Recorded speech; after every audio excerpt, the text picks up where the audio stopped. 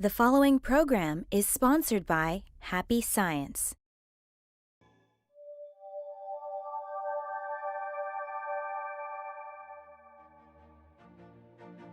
Hello, and thank you for accepting our invitation to happiness. Ryuho Okawa is known as a global visionary because of his deep spiritual insight and commitment to guide the world to a brighter future. To accomplish this, he founded Happy Science Group in 1986, which is now a global movement in over 100 countries. His vision and message to the world goes beyond the differences of race and language, empowering people with love. Together, in this 8-part series, we will explore practical ways on how you can be happy and how you can take part in creating happiness as a society. On September 11, 2001, one of the most shocking and devastating events in history struck the nation and changed the world forever. Here we are today, still wondering how we can achieve world peace. What is global justice? Or is it even possible? Nowadays, it seems more than ever we are experiencing chaos around the world. Why is this? We are living in modern times where technology has made the world closer, yet we seem so far apart. We still fight and have wars between countries. What are we fighting for? What is the truth behind these wars? In this episode, we will look into world justice and how it can be accomplished. But first, let's go to the streets of New York and hear what they think is needed for world peace. I think it works on an individual basis. I think people need to be inspired by things, external kind of influences, and each individual needs to feel like they have to become better as people. But there has to be a universal kind of message influencing people individually to fix their perspectives and want the same thing. Because there are people, groups that have their own agenda and they think that's the best, but we all need to be on the same page. Many more years of learning. It's not going to happen anytime soon. And many more years of people learning to live together and to learn how to live with each other's differences. How about you? What do you think is needed for world peace? Let's watch a lecture from Okawa that will give us a deeper insight on global justice. This lecture is entitled Establishing the Justice of God.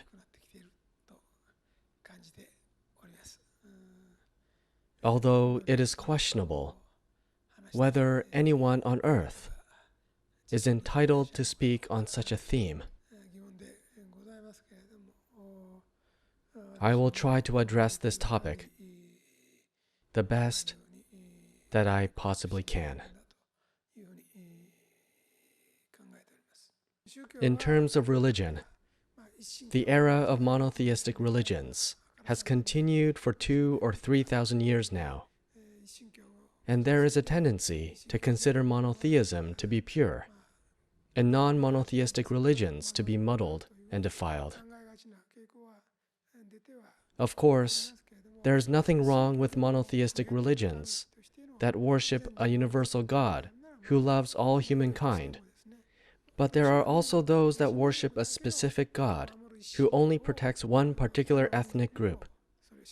Forcing other ethnic groups to believe in their own God would mean that one particular group could completely dominate others. That would be unreasonable. On this issue, Happy Science teaches that there are different levels of gods and different ethnic gods. In fact, countries have their own ethnic god, whose role is to bring prosperity and wealth to its people and to guide them in the right way. When some particular countries make progress and gain national strength, or in other words, when 4 or 5 powerful countries emerge, cultural friction arises, and competition occurs between ethnic gods, each striving to prove whose teachings would be able to better guide humankind to happiness as well as bringing prosperity to a country. When this competition exceeds a certain point, a war sometimes breaks out. Looking back in human history, there were many major wars. Those wars were all tragic. There is no such thing as a non-tragic war. They all ended in tragedy, no matter which side people were on. But at the same time, world history shows that through major wars, great nations sometimes rise and sometimes perish. A dominant country would go into decline, and another great power would emerge, thereby resulting in a change of age. We see many such occurrences on a small scale in everyday society.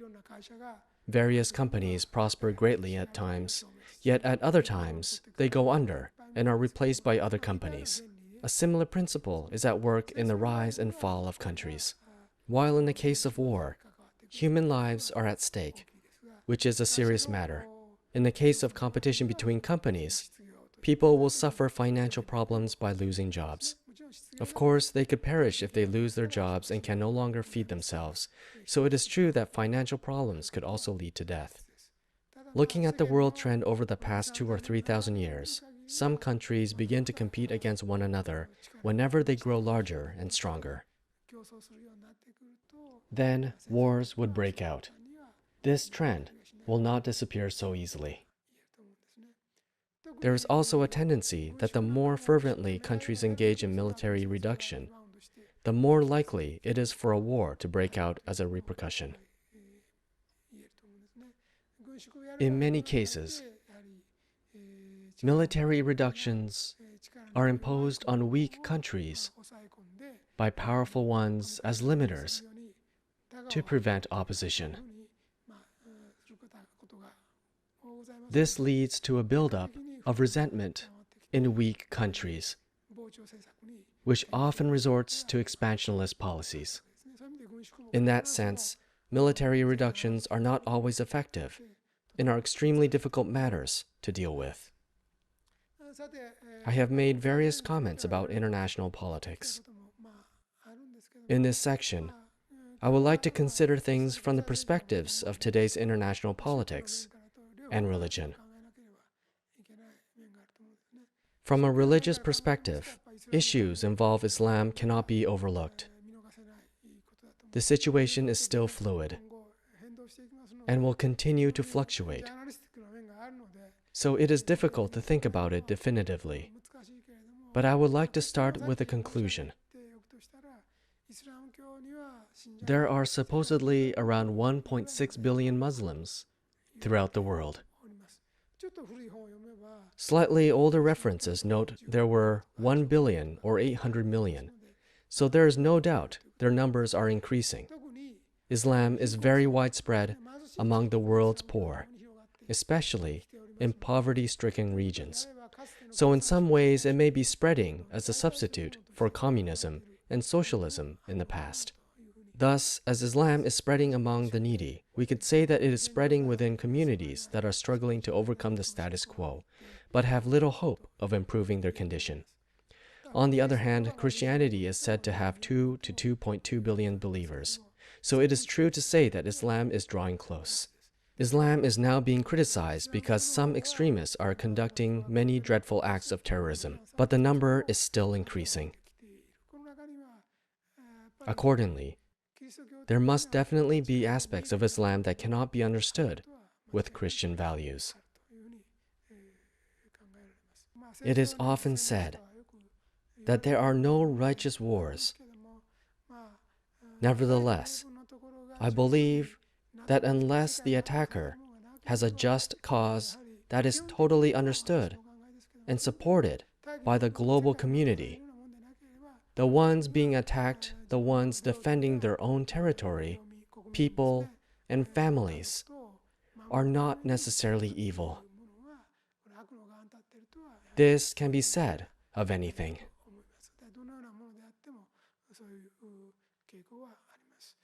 In the world, there is a rather widespread mindset based on monotheism, which regards other religions as heretical. However, in many cases, this judgment comes from ignorance. People are simply thinking as they were taught in their religion. It would seem that even church leaders are often limited to this level of awareness. In the course of their missionary work, they enthusiastically preach that their beliefs are the only ones that can save people, and they gradually narrow their scope to say that there is no salvation other than through Jesus. Nevertheless, I can well understand why religions tend to move in that direction. Only in recent years has it become possible to think about things on a global scale. Until then, each group in each era made decisions based on its central ideas. So in the past, when transport and communications had not developed, it was nearly impossible for people to think about things on a global scale. Even in Hitler's day, there was still a certain amount of distance between European countries. Now, the time has finally come when we can think about things on a global scale. Therefore, the criteria for justice will change from ethnically focused ones to more universal ones. Whether someone is right will be judged from an international perspective. There are drawbacks to an approach that makes decisions based solely on numbers too. The decision will differ depending on the style taken. For example, whether the population alone is taken into consideration, or whether each and every country is considered to have one vote regardless of size. So a purely numerical approach should not be adopted. After all, we must fully explore the theme, what is right? Everyone has an understanding of God, but what if the confusion and clarity lied in the fact that there are two concepts of God? One is the universal God, while the other is the ethnic God of different countries. Wars occur when cultural friction and competition among these ethnic gods arise and escalate past a certain point. Now that we can think of things from a global perspective, we need to decide what the criteria of justice is, not from an ethnocentric perspective, but a global perspective. Let's go back to the lecture to hear more about global justice. Then, what are the criteria of justice that God upholds? The answers can be found in the flow of human history. God does not expect history to be something static and monotonous. People can sometimes become corrupt if they wield power for a long time. Organizations created by people can collapse after exceeding their effective periods, such as 1, 2, or 3 centuries. Some say that a revolution occurs when an organization gets out of step with the times. Thus, God considers innovation a matter of course. If people of the world want to know what God's justice is, I would advise them to read my books, The Laws of the Sun, The Golden Laws, and The Laws of Eternity, and try to understand the philosophy in them. It's not so difficult to read all 3 books. It certainly wouldn't take a lifetime. Reading speed may vary for each person, but I think you can read them in about a week or 10 days. By reading them, you can understand that there are different grades in gods.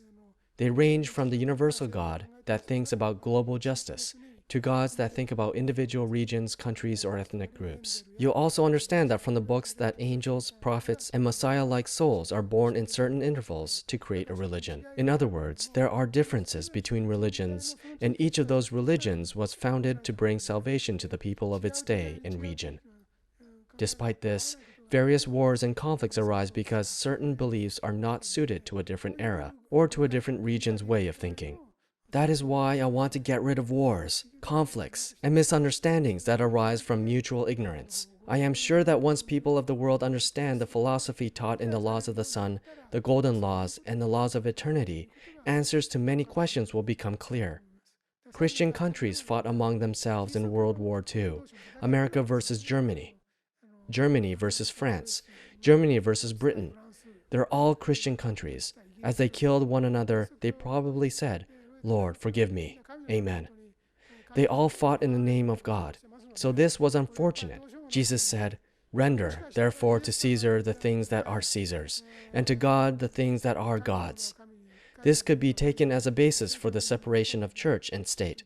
However, I feel that the separation of church and state has a negative effect.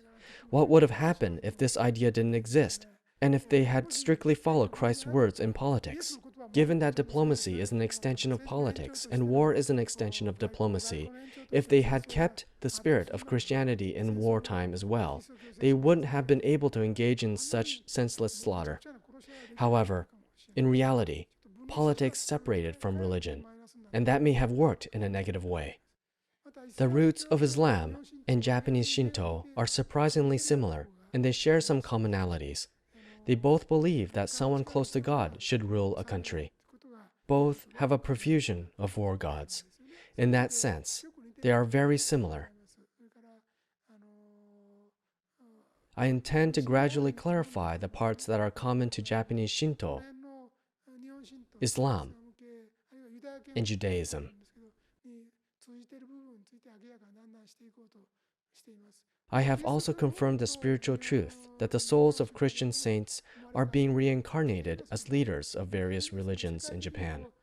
People can't transcend their nationality so easily, but some souls transcend nationally and move surprisingly freely around the world. Let me explain this in terms of a company. There are different departments, some weak and some strong. In a company, efforts are made to ensure that everything goes smoothly overall by transferring personnel or deciding who to send to which department. The same effort is observed in the religious world. This is a reflection of God's management. What I want to say is this. The biggest desire of God is for many people, or if possible, everyone without exception, to live in happiness.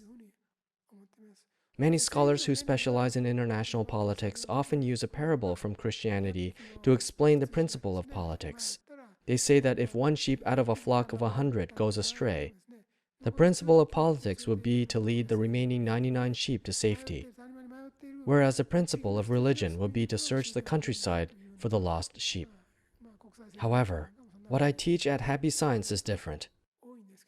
I don't tell people to save the lost sheep at the expense of the other 99. I say that you must also protect the 99 while caring for the lone sheep. Maybe I'm asking for too much, but I tell people to do both. In other words, while we aim for the greatest happiness of the greatest number of people, we have to care for those who have slipped through the safety net too. I'm saying that you shouldn't organize everything around the ladder. The recent Piketty hypothesis from France condemns widening income inequality, and it proposes to level everything in accord with the poor. However, that is nothing but Marxism. It would only make the whole world poor. In a world of poverty, people would no longer be able to help one another, so we should not aim for poverty. It is impossible to distribute wealth unless there are affluents, so there must not be a mistake in your fundamental way of thinking. That is to say, it is wrong to construct an entire theory for the sake of one lost sheep. Religion began to decline at the same time that Marxism appeared, and that is because Marxism includes a part of a fundamental principle of religion. In fact, Marxism politically amplified the idea, right is on the side of the weak. In reality, there can be no government or management without the support of the majority. This is true according to the principle of governance. Therefore, it is necessary to pay attention to both the wealthy and the poor in a well-balanced way. God wishes for the prosperity of each country, as well as a global prosperity that brings harmony to all affiliated countries in the same age. When conflicts, contradictions, or raging wars arise due to different ways of thinking, adjustment will naturally work to bring about reconciliation and produce peace. Someone may rise to oppose war, or an angel of light may appear as a brave politician or soldier to crush those who commit evil. In this way, a principle will work in various ways to stop such conflicts. If there are countries that only think of their own benefit and violate other countries, we must do our best to forcibly resist and stop them. Happy Science will keep voicing transcend hatred and embrace love. in order to overcome the conflicts between atheistic, materialistic countries and countries that have faith, and to resolve hatred caused by the differences in religion around the world. Please support our activities. America needs new frontier. This huge country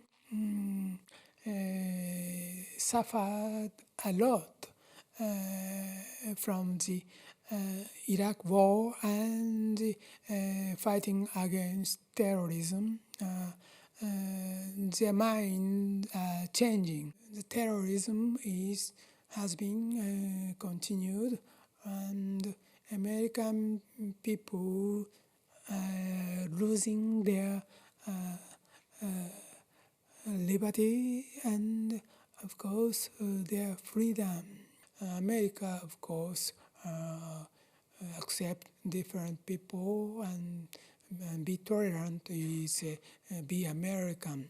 It's a meaning of be American, but they are very sorry about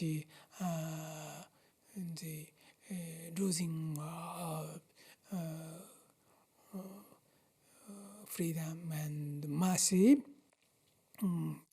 So I propose that America should be America.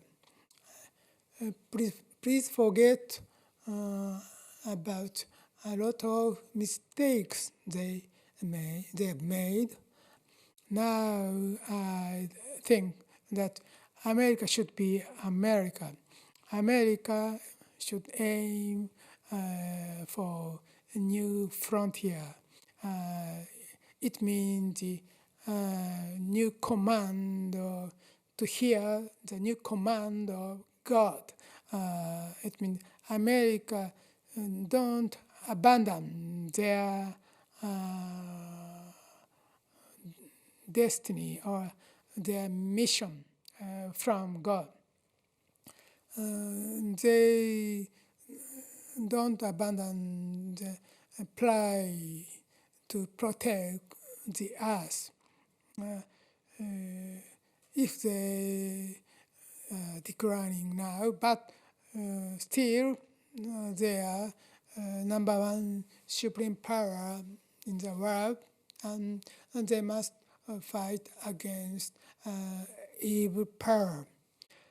Don't lose American mind. The American mind, it's very important. The American mind is the mind believe in God and believe in justice, and in the name of justice do conduct and make better world. It's a mission of America, and another countries will follow America. That is your mission. Don't lose the American mind. It's the starting point of America. I think so. Thank you very much. Wars and conflicts arise from mutual ignorance. To overcome them, Okawa continues writing books of truth. There are various religions, and each of them was founded to bring salvation to the people of its time and region. God wishes to realize the happiness of all people. To achieve this, God sends various kinds of leaders in the religious, political, and educational fields to improve this world. God's management is at work on a worldwide scale, beyond ethnicities and religions, based on God's justice. So by understanding this underlying theme, we can create true justice in the world. Lastly, he said, do not lose the American mind, which is to believe in God, believe in justice, and take actions to make a better world in the name of justice. To help the world achieve this, Happy Science will keep working with you and with the world, voicing the message, transcend hatred, and embrace love. If you'd like to learn more about Okawa and the teachings of Happy Science, visit invitationtohappiness.org or call us at 1-800-710-3990. 7777. Here at New York Temple, you will find all of Okawa's publications and video lectures. We are here to support you in building a bright future. Come join us for weekly Sunday workshops and weekday guided meditation sessions. Your happiness is our mission. For more information on upcoming events, go to invitationtohappiness.org or call us at 1-800-710-7777. Once again, thank you for accepting our invitation to happiness. And join us next week, where we will be exploring the topic of illness and karma. Is there a connection or a lesson behind illnesses? See you next time to learn more.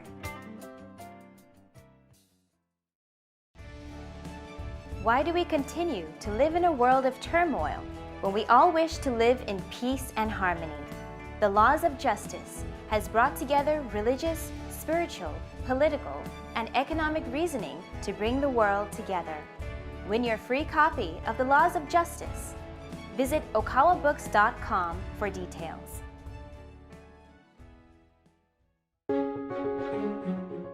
Why are we here?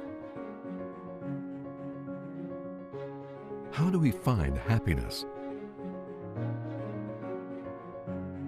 What is the nature of the soul? Imagine if life's questions could be answered.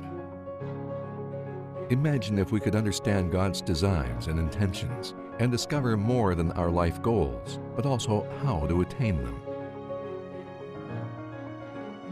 In the Laws of the Sun, Ryuho Okawa shows us the universal spiritual laws and how we can live in harmony with them. Learn how our thoughts influence reality, the nature of love, and the guiding principles on the path to enlightenment.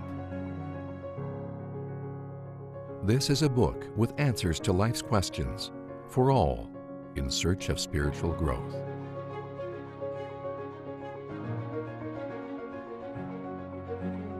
From an author who writes to unite humankind in peace and harmony.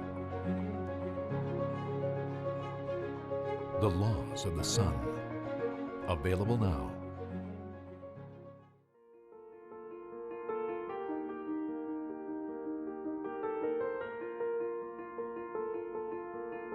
The preceding program was sponsored by Happy Science.